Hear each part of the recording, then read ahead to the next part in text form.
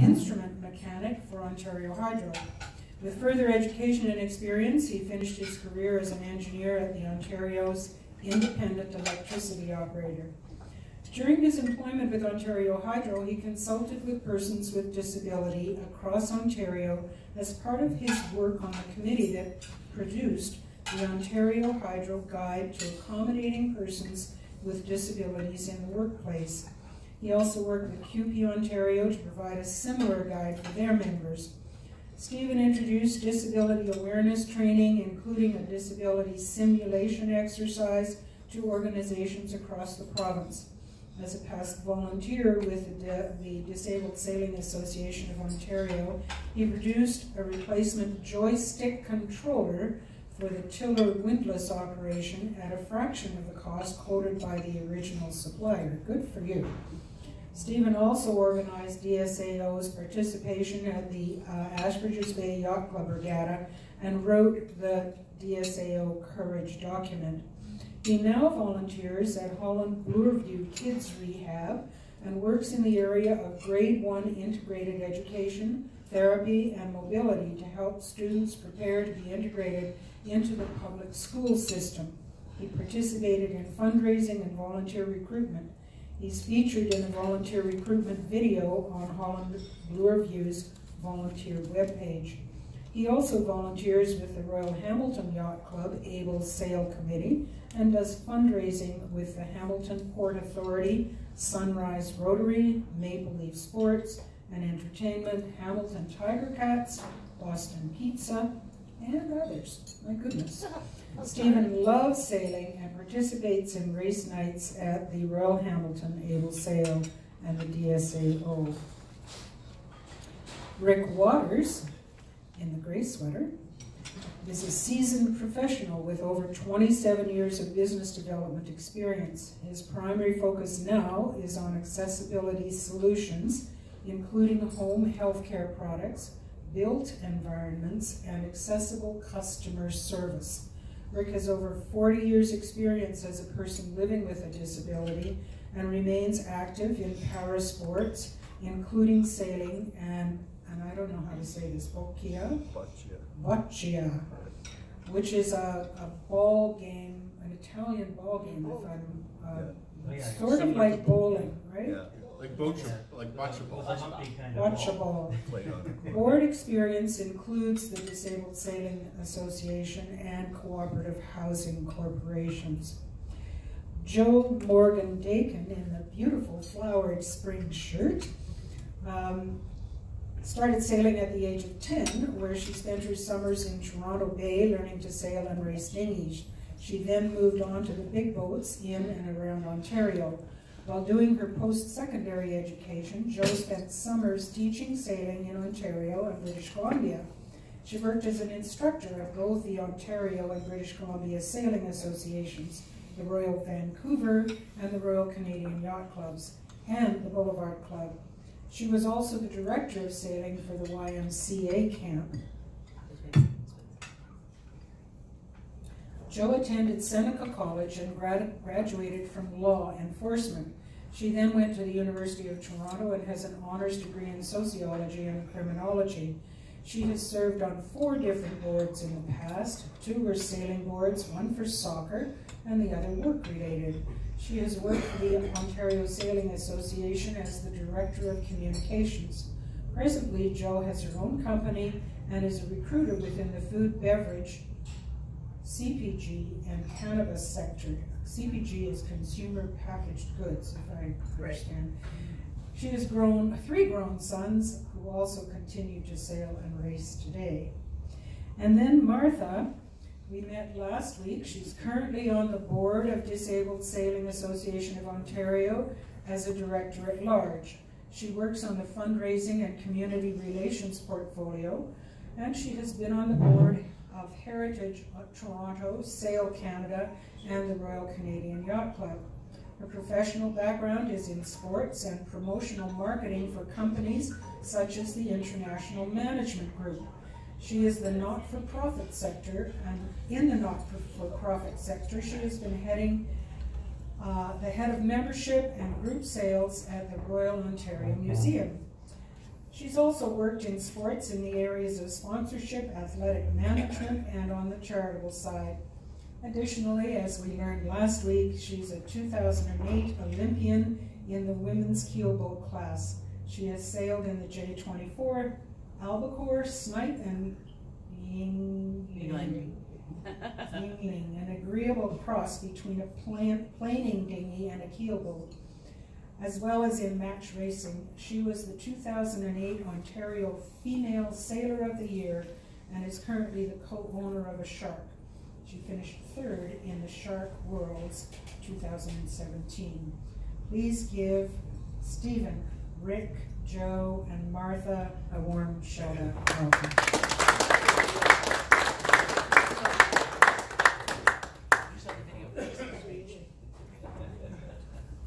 So we're hoping that the sound is good. Hello, I'm back. Nice and loud. Nice and loud.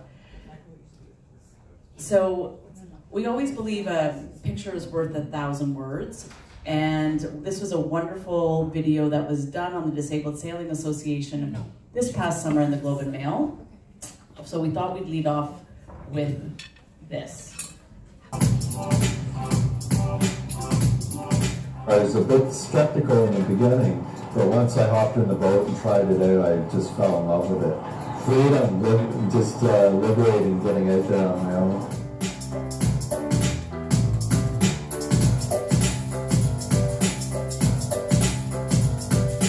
You're sailing a boat, whether you're disabled or abled, in the same way. And in racing, we go around marks. The only difference is that the way that the boats are set up. And we have boats that are specially designed to be easier for people with disabilities, that all of the rigging runs in front of the person. We also have assistive equipment. They can steer and power the sails through joystick method, or for quadriplegics, we have assistive equipment called Sip and Puff, in which they can steer and control the sails through breath.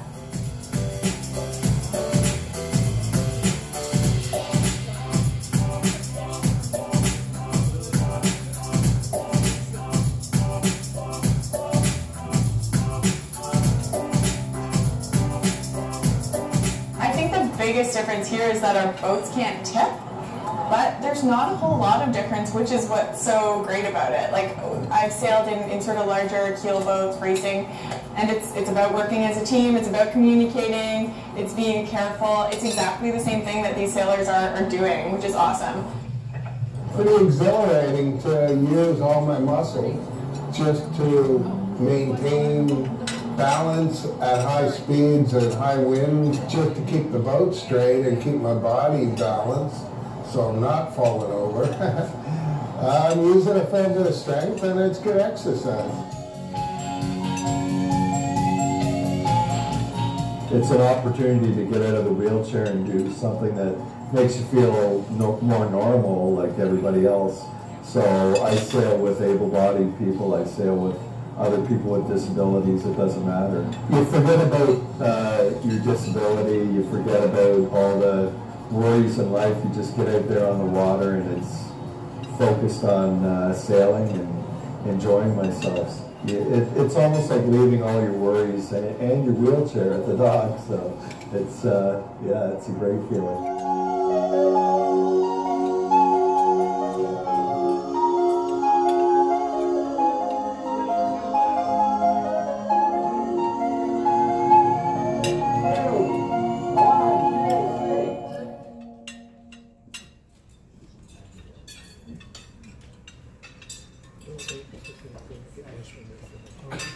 That really made me excited about the summer because spring is in the air. So thank you everybody for having us. I hope that video gave you a little insight. And we're going to tell you more about the Disabled Sailing Association of Ontario. Again, my name is Martha Henderson. I'm on the board. We have Steve and Rick and Joe also on the board. And it's really nice that we have a number of our volunteers who are with us today. So you have probably seen the Disabled Sailing group if you're out on Toronto Harbour at all. We're in the Martin 16s, which we'll talk more about later. We sail out of Harbourfront, and we have been there for quite some time. And I have to say that as a sailor who's on the bay a lot, the number one group that is on the water more than anybody else is the Disabled Sailing Association. So we'll give you some background, tell you a little bit more about the boats, the equipment, the people, and tell you a little bit about how to get involved if you're interested. So I'm going to pass it over to Steve. He's going to tell us a bit about the history.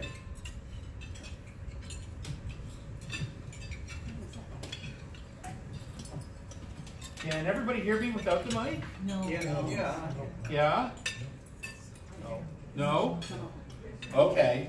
I'll hang on to the mic for as long as I can. I think we'll start out. I thought about the DSAO history, and when I woke up, I thought maybe I'd better go back in time a little bit pre-DSAO history because it's such an interesting story. It starts back in 1985 with Rick Hansen. I can't say Rick Hansen or even think about Rick Hansen without talking about Rick a little bit. 1985, he was in the thick of the Man in Motion tour, and he was pushing his wheelchair into UK Lake. Now, pushing a wheelchair, he had a real unique wheelchair. We're going to talk about Rick for a minute here. When there's somebody who doesn't know how to push a wheelchair pushes the wheelchair, they push it like this. They sit up straight, and their hands are on the tires for just a little bit of time. And this is the accessibility sign, the blue sign you see everywhere. That's the guy in the blue sign.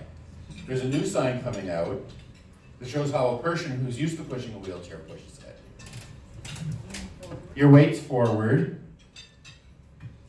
Your hand's on the tire for a lot longer, so you can get a real power stroke. You see that, Paul? So, and you can really get some speed. I can hardly wait. That looks like fun. Careful where you at. Now to take it one step further, a road racing chair,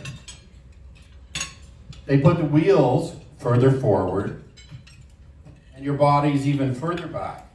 So you can really get a strong push, but you can never sit up straight in those wheelchairs because since your weight is forward and the wheelchair wheels are forward, you would flip up your feet. Like this, you would flip the wheelchair right over. So Rick had his wheels forward. He was leaning forward to get that good power stroke. And when he hit an incline or had to go uphill, he would really have to throw his body into it. And his body would be stopped from rolling forward because it would hit his knees. And I tried this out way back when I was about 27 years old. I think Rick's a few years younger than me. And the first hill I hit, I started slamming my body into my knees because I had to get that momentum. And my sunglasses fell off my head and I rolled over them. So here's Rick in 1985, body slamming his way through the UK. And a group of sailors was working with a company called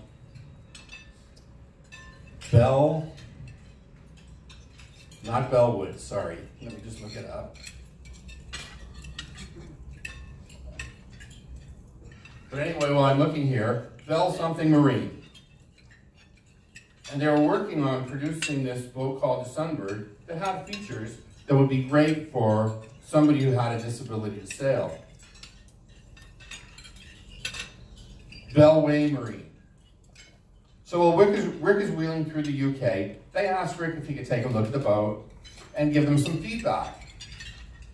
So he hops in the boat, they give him a couple minutes of instruction and push him off and let him sail it on his own. He thought the boat was great, gave him some real positive feedback, and went on his way, completing this Man in Motion tour. Well, let's skip forward now a year to 1986. The boat has been pretty successful in the UK, so they want to show it off. So at Vancouver Expo 86, they have the boat on display. It's a great thing for everybody to see, and they hope it helps promote more able sail programs. And it sort of did.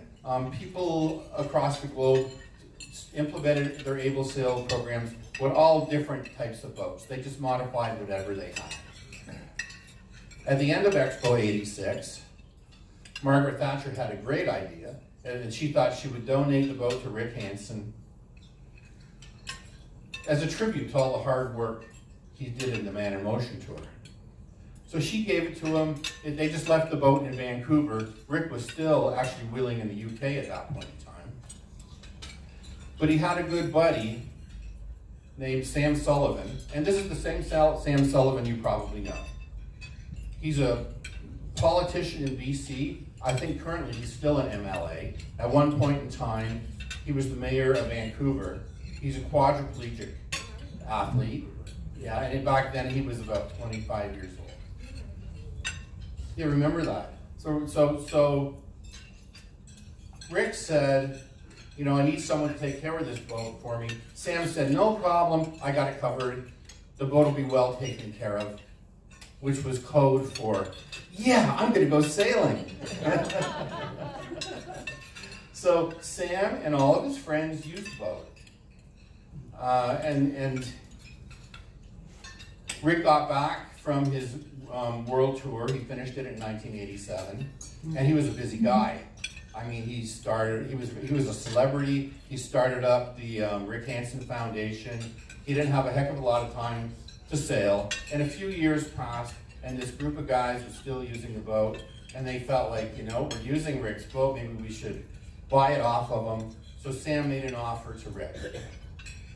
And Rick thought, well, I don't really feel comfortable just giving this boat, or selling this boat and making money off of it. It was given to me by Margaret Thatcher. And in true Rick Hansen style, he thought, well, maybe I can do something bigger with this boat. So he told Sam that he would give him the boat if Sam formed an association that would allow other people to use it. And that was the beginning of the Disabled Sailing Association of British Columbia. And certainly people did want to use the boat. I think at that point in time there were over 20 people, one boat. You can see the problem. I mean, we have, a couple of years ago, we had 3 Syrian kids in Hamilton go sailing for the first time. And within the first 5 minutes, they wanted to know how to make the boat go faster because it was a race. So Sam bought 5 more Sunbirds, Bellway Sunbirds. And in a short time, they know they needed a regatta. So they formed the Mobility Cup Regatta. And people in BC were really getting into this. The popularity was rising. By the early in the 1900s. That's not 1990s. Early in the 1990s, they ran into the same problem again. They needed more boats because all the sailors in BC wanted to do it. The problem was the Sunbird just wasn't available to Sam. He couldn't get it. So he went to talk to a BC boat builder named Don Martin to have him come and take a look at a Sunbird and see if he could produce some more Sunbirds for him. Well, Don took a look at the boat and he said, I could build you a boat, but I can't build you that boat. We're gonna have to start from scratch. And it was a great opportunity. You know, boats are designed in the hull shape and the sail plan are huge issues up front and center. And they were important in the design of the new boat Don was gonna build. But the most important thing was building the boat for the sailors who were going to sail it. Sailors with disability who may be able to operate the boat with their hands only, or a combination of their hands and their feet, or maybe no hands and feet, and they would have to operate it by sipping and puffing into straws. One straw would bring the main sheets and the sails in and out, the other straw would turn the rudder port to starboard. And Don was very considerate in his design because he was thinking about a person who was using the sip and puff straws in their mouth, and he didn't want them to get water in their mouth, so he put a hull that hung over, or a deck that hung over the hull a little bit to try and stop water from splashing up. I mean, that sounds like it might work in theory, But I guess you could always just keep your mouth shut. No, that's not going to work, is it, Rick? No. But in 1995, he produced the first Martin 16. And over the next 10 years, as far as the disabled sailing world was concerned, it was a huge success. In those 10 years, he sold over 100 boats, and sailing programs started up around the globe. And that's when the DSAO program started during that expansion. In 1999, the DSAO bought some of the Martin 16s, started a program, and in the same year, they brought the Mobility Cup. The first time it ever came to Eastern Canada was hosted at National Yacht Club. And again, popularity has grown ever since that happened. Last year, I think we had over 130 members, Martha. And the Martin 16 is our workhorse boat. There are 6 active boats in the program used for education, recreation, and racing. And like Martha says, she says that our sailors are out in the harbor more than anybody else, that's the primary boat that they're using. Does anybody have any questions? So we're going to ask Rick to talk a little bit about the sailing and more about the assisted boats, yeah? Yep. Without I think Sure. that's what I said. A lot of pictures. So, sorry, I should have gone forward.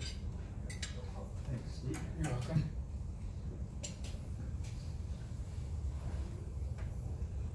Hello. Hello. Hi. Happy first day of spring, and apparently it's International Happy Day. So let's all have a smile on our face today. My name's Rick Waters. I'm the other Rick, so the underachiever of the family. But actually, I do know Rick Hansen. I've been working with him on some accessibility projects. And it's an incredible story that has kind of led us here today. And thank you, Steve, for sharing that.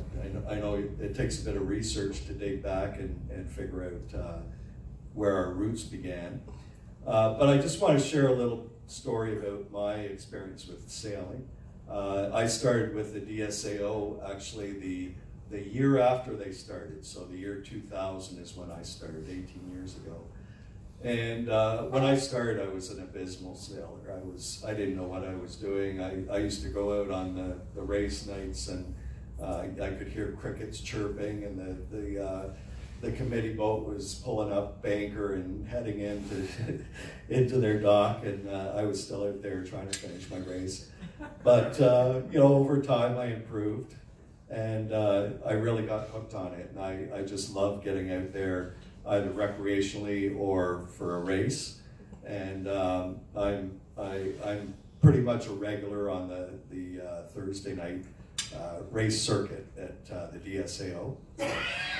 Last year, like every year, I start getting really excited around March that sailing season's coming, and I start getting my equipment out and checking my schedule and making sure I can get to all the events. And last year, I had a really bad fall at the beginning of May, and I injured my left shoulder, which is my strong shoulder.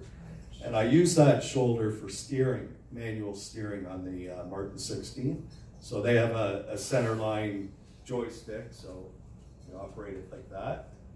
And with the shoulder injury, I couldn't steer, so I figured I was out for the season. And sitting at home feeling sorry for myself. Luckily, my friends at the DSAO reached out to me and asked what they could do to help get me back out on the water. So I had kind of resigned myself to being out for the season, and with that helping hand, my friend Steve here, who's a real whiz with electronics, he said to me, "Why don't we just pimp your ride out a little bit and make it more suitable for you?"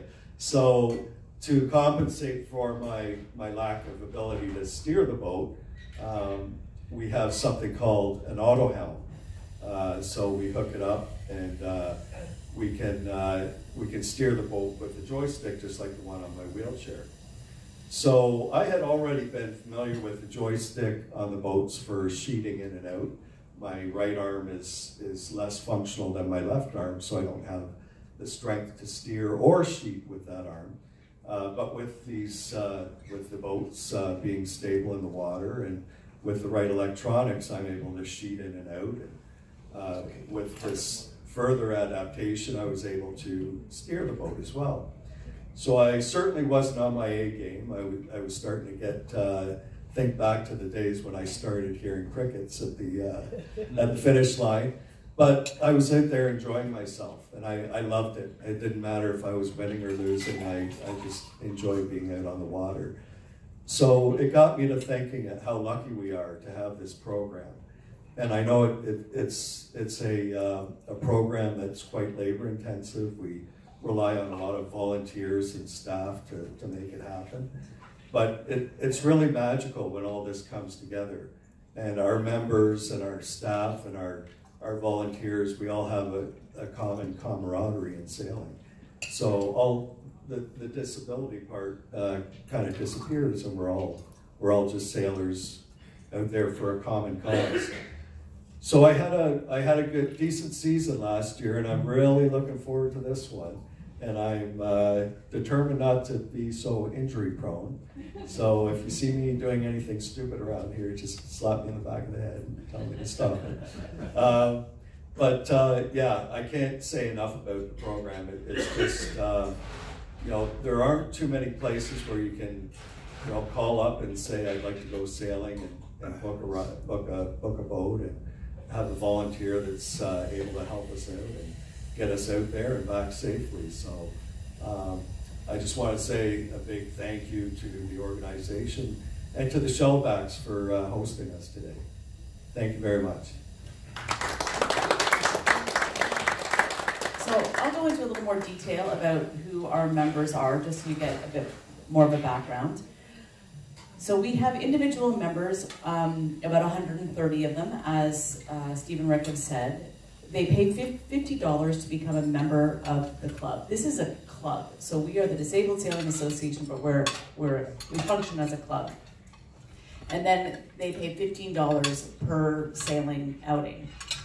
They book through an online system that is actually similar to the squash court booking system here at the RCYC. We took that as a template, and sail with a companion. And that companion, if you're unlucky, can be Paul Henderson.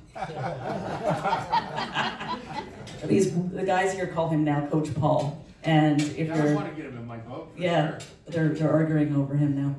And or myself or Gregor Flavel actually runs our Thursday night racing, and I'm conscripting John O'Dwyer in the back there to maybe be a second in command for you on Thursday nights. We also had help from Graham this summer. And Graham, you know, I haven't got there yet. I'm going around. So Graham Dugal's also helping. So we're a very inclusive, where if you volunteers come from all over the lake and to participate. We have 4 summer staff who do everything from companion sailing for someone who is looking just to go out for a day on the water to teaching racing. So we do Thursday night racing, and people are of all abilities in sailing and all abilities physically as well. We have about 55 volunteers who are the lifeblood of the club, and give up a significant amount of time just because they love it. We also do an outreach program which we call Get On Board, and this is for children with autism, and it's on Mondays and Tuesdays. And this is my buddy Sam. I sailed with Sam last year. He knows everything about every single animated movie you could ever know, and he comes every Monday for the Get On Board program, and it's really a special program. we have a few testimonials from our members, and Darcy has been a long-time member of the DSAO. He says, the club is like my second home, somewhere where I belong, where I meet old friends and new friends. Sailing is real freedom. It's away from my wheelchair or other devices. Have fun, it's something I can control on my own. Being on the water is relaxing. It's a sense of motivation for others, to show them that people with disabilities can do what everyone else can.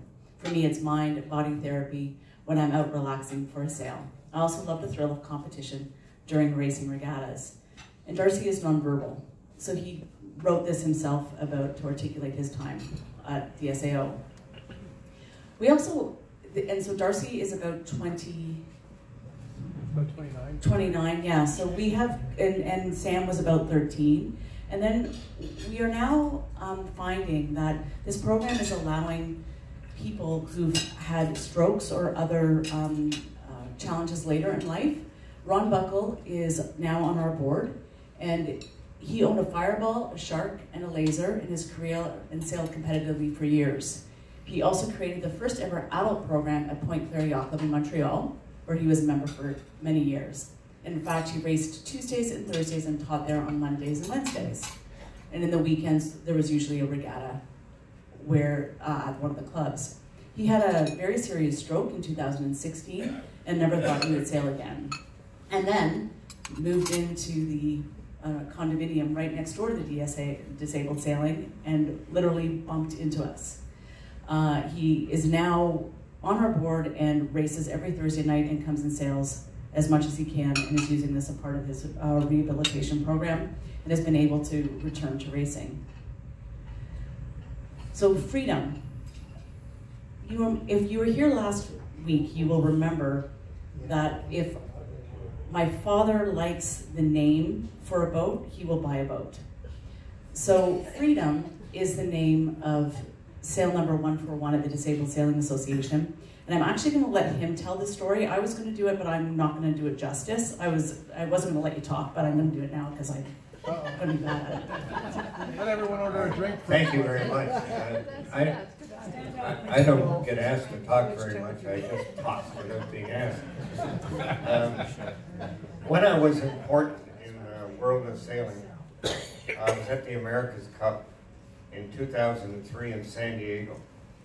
And at that time, they were having a regatta there put on by the America's Cup people for what the Americans call disabled, which is a name I like much better. They call it Shake-a-Leg, and I think it's a great name for the disabled. So I went up to give a speech, and as I was walking up, a guy who had an artificial leg stuck it out and tripped me. And everybody laughed, because if you didn't realize, the disabled people like to laugh a lot. And so I got up, and then I pontificated, and I went back, and there was a guy, a quadriplegic over in a wheelchair. I went up, and his name was Paul Callahan. And I went up to him, and I said, what happened to you? You know, typical of me. What happened to you? And he said, well, I was a basketball player for Harvard, and I was running to a practice, and they had cleaned a marble floor, and I fell and broke my T3, and I'm a quadriplegic. And then I said to him, why do you sail? He said, freedom. So I gave a Martin 16 to the disabled, and I called it Freedom. They changed the name, but they're going to change it back.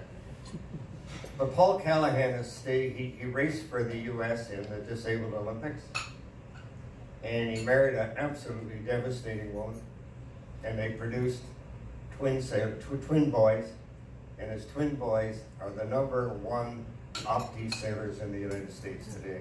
A great story, a great guy, Paul Callahan.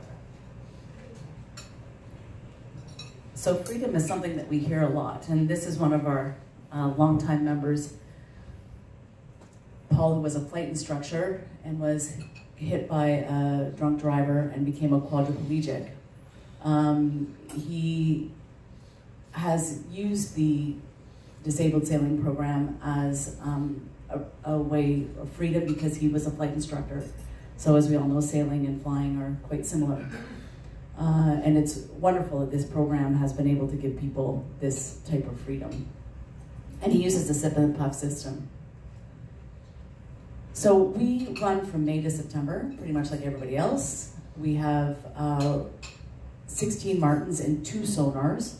The sonars we use more for the get on board program, depending on people's skill and comfort level, and have a series of volunteers that do everything from putting the boats together to running the socials and barbecues and from all over Ontario.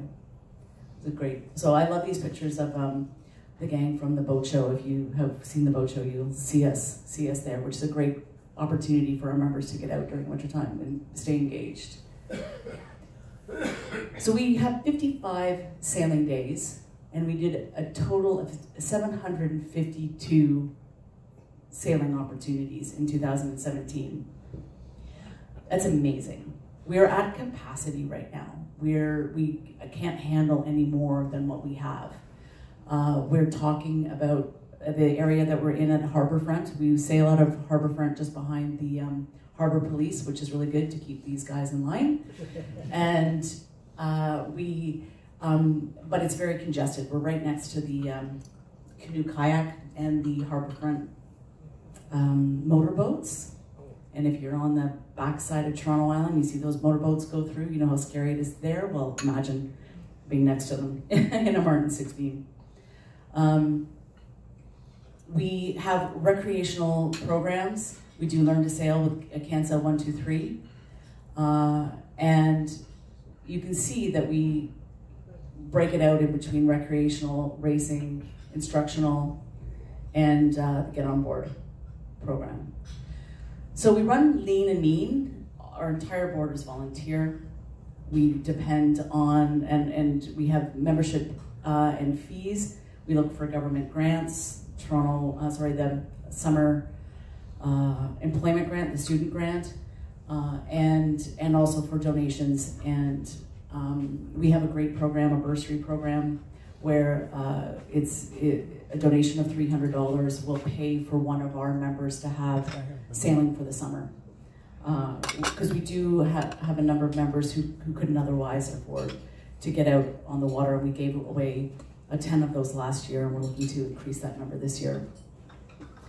So we do require more staff. We have aging boats, but thanks to my dad and his friendship with Peter Harkin, we were able to get over $1,000 worth of brand new Harkin blocks donated directly from the designer himself, which is also pretty cool. And as I mentioned, the development congestion along Queen's Quay is a challenge. We're looking to hopefully move in a few years, but that's still under consideration depending on the development on that waterfront. So I love this picture because it's the chairs being left on the dock, and we get to see that a lot. And we are absolutely looking for, I can tell you that it is the most wonderful organization to be a part of, to be on the water, to take people out sailing. And if you have any interest in participating in any way, shape, or form, we would very much appreciate it. We will be having our opening day, 25th of May.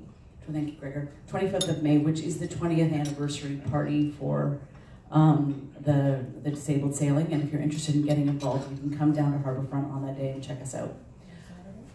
It's a Saturday, yeah. Have I missed anything, or does anybody have any questions that somebody else can? Hey Martha, came out of Waterloo just to hear you talk today. My question was to one of the previous slides, you mentioned that the organization runs 15 outreach programs. Would you mind sharing a little bit more information what the outreach program is and how it works? So one of the outreach programs is the Get On Board program, where we work with an autistic group that runs skiing in the winter and comes to us in the summer. We also have relationships with Holland Bloorview that Steve is involved with, Variety Village, and other rehab centers who either bring groups on a day that go out in the sonars, or participate in the program themselves. Do you want to say a bit more about that than me? Steve? I'm looking at you, I'm sorry, behind you. You know more about that? If you have a busload of kids, we should talk about bringing them out. Why am I here? Yeah, that's what I thought. What organization are you with? Martha will tell you. Broadridge Foundation for Youth. Okay. Yeah. So we definitely should be talking. Absolutely. So what the thing is that we do have members and memberships, but we have, there was a group last year of, again, people from Syria who had children with disabilities who came to Toronto, and we did a day for them and their families. We're about introducing people to the water and access to the water who can come. So it's if you could just email DSAO or get in touch with me, we're happy to talk about that. Yeah, what are the locations that are suitable that you could move to if you had to? That's a good question. The number one location would be the east end of the harbor. Again, it's difficult to answer that question right now because depending on what the TTC access is going to be along to the east side, would be a primary focus. So transportation access, where trans can drop off, or people can go by TTC, and then not too far a distance to actually get out into the harbor. The east end would be ideal. Going out like beyond the harbor is not necessarily ideal because of the roughness of the water, etc. out there, but east end of the harbor, anywhere there would be ideal. I'd just like to add to that, I visited Sidewalk Labs a couple of weeks ago, and they are a subsidiary of Google, and they are proposing to the City of Toronto to pay for transportation to go down to the east end of the harbor, but it's very much in negotiation period right now. I am trying to get somebody from Sidewalk Labs to come and talk to us next year, so we will have a better understanding of what that's all about. It's too controlling. Was there another comment? Is there any other questions? Michael? Yeah, in the 80s there was an operation called Independence Afloat. It was sponsored by the Lions Club, I think. And it was aimed more at kids. Is there anything going on for kids in this area? Yeah, I know a little bit about it. I was working one summer down at the harbor front, teaching canoeing and kayaking to people with disabilities. And they had a program. It was either Independence Afloat or Freedom Afloat back then. They utilized albacores, so they would have a volunteer that would be the counterbalance for the person with the disability. So it wasn't the ideal solution, but it was a start. So our program has more or less replaced that was a precursor. It didn't run into our program. We didn't take that program over. That one just ceased to exist, and we filled that void. But if you know some kids that want to come down, our program is geared for kids, and they'd be quite welcome to come down anytime. Yeah, the Get On Board program is geared towards children, but again, we welcome people of any age to come down and participate. And they can either go out with their parent on a sonar, or with one of our companion sailors in the Martin, depending on their comfort level. That's why we have both offerings. Yes. Yeah, the Get On Board, would that be okay for a 19-year-old autistic, mentally challenged young person? Absolutely. And what they would usually do is they would bring a support person with them, and yeah, absolutely, yeah. I'll come to you after. I want to get the contact. Great, absolutely. Also, is there more across the lake in the American side or other places on Ontario that also do this that you're in contact with? Yeah, I'll let you talk about that. Curious about that. Who other places around the lake have the difference in that? Burlington has a program, and so does Hamilton. Quinte. Anybody else in Ontario? Let's see. Ottawa, did you mention? Yeah, Ottawa. Oh, Ottawa. Yeah. And for anybody in Montreal, they have a huge club there. And obviously Vancouver cross country. Yes, yes. Vancouver, Halifax, Calgary. Yeah. The programs are spread globally, outside of Canada, the UK, Japan, Israel, European countries. And those are just the ones that use Martin 16s. There are other programs with other boats down in Australia and New Zealand. So thank you very much. If you would like more information or make a donation or to sign up and get involved as a volunteer, please come and see any one of us afterwards, Joe, Rick, myself, Steve, or Gregor. And thank you very much for having us here, and we look forward to seeing you on the water this summer.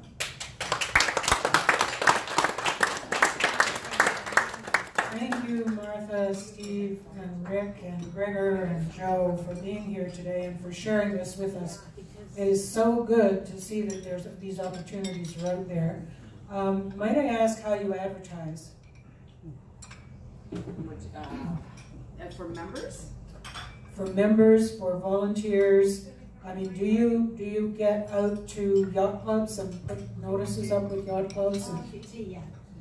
So we're at the boat show. That's a big advertising for us. We promote for staff through Ontario Sailing, and Joe posted in Indeed. And you know, the Globe and Mail article was a big promotion for us. And again, a lot of the time it's word of mouth, and from the people that we've gotten to know, and through the rehab centers. We do a lot of communication through the rehab centers. Okay, that's terrific. I just wanted you to know, when I send out notices about shellbacks, I send them to the yacht clubs, I send them to magazines as well. So I can give you that contact information if you like. That would be great. I'd like to thank you for the volunteer work you do and for what you're doing for disabled people. I think it's astounding. And it's wonderful that you two are here so we are exposed to what you are facing and how you meet those challenges. That's fantastic. Congratulations. And I would like to, on behalf of Shellbacks, present you with a check for $350.